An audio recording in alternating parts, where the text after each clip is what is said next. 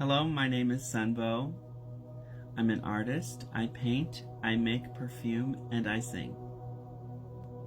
Today I wanted to read a few excerpts from an old book from 1856 called The Art of Perfumery by Septimus Piesse. It's a beautiful aged blue book with gilt. You see a woman in her salon enjoying a flower. Here she is in more detail. This is a second edition, published in London.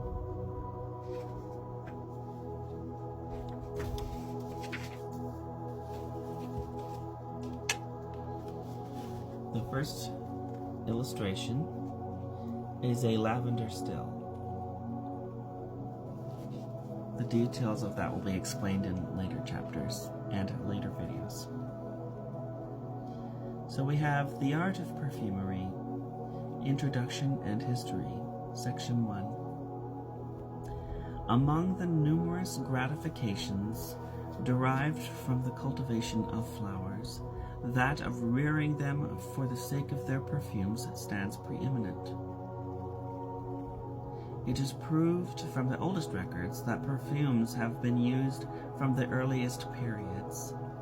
The origin of this, like that of many other arts, is lost in the depth of its antiquity, though it had its rise, no doubt, in religious observances. Among the nations of antiquity, an offering of perfumes was regarded as a token of the most profound respect and homage. Incense or frankincense, which exudes by incision and dries as a gum, was formerly burned in the temples of all religions, in honor of the divinities that were there adored. Here is a quote. Of the use of these luxuries by the Greeks and afterwards by the Romans, Pliny and Seneca give much information respecting perfume drugs, the method of collecting them, and the prices at which they were sold. Oils and powder perfumery were most lavishly used, for even 3 times a day did some of these luxurious people anoint and scent themselves, carrying their precious perfumes with them to the baths in costly and elegant boxes. Reading ahead, in the Lives of the Queens of England we read, quote, "Perfumes were never richer, more elaborate, more costly, or more delicate than in the reign of Elizabeth." End quote. Her Majesty's nasal organs were particularly fine, and nothing offended her more than an unpleasant smell. Perfumes and cosmetics of all kinds were in general use. The cosmetics and other smaller accessories to a lady's toilette were kept in boxes strongly impregnated with some favorite odor, and were called sweet coffers. This term perpetually occurs in the old writers. They were reckoned a necessary part of the furniture of all state bed chambers, and a fair criterion, by their form and richness, of the taste and liberality of the owner. The bottles of perfume connected with the common labors of the toilette were called casting bottles. The pomander, which originally was meant only as a preventative of infection, as a camphor bag is now, but became an article of fashionable luxury among the people of rank, was a little ball of perfume paste worn in the pocket and hung around the neck.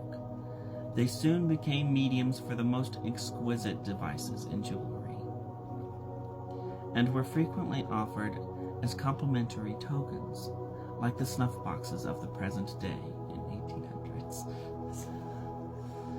A review of the Tudor era in 1800s. It's kind of fun, isn't it? Many pomanders were presented to Queen Elizabeth as New Year's gifts, and among the list is the somewhat puzzling item of a fair girdle of pomander. That is the end for my excerpt for today. Please follow, like and save my video so that it can be seen by others if you would. That would help me a great deal on my journey. In the next video, I will be sharing my process in nose training as a perfumer, and we will explore the fragrance family of resins, which includes frankincense, myrrh, incense, tree saps, etc. If you are magical-minded like me, I will be exploring some of their historical connotations in other cultures as far as their planetary connections, astrological, and their multiple use from their original plant form. Again, thank you for joining me. I am 8unbow, and I hope to see you again soon.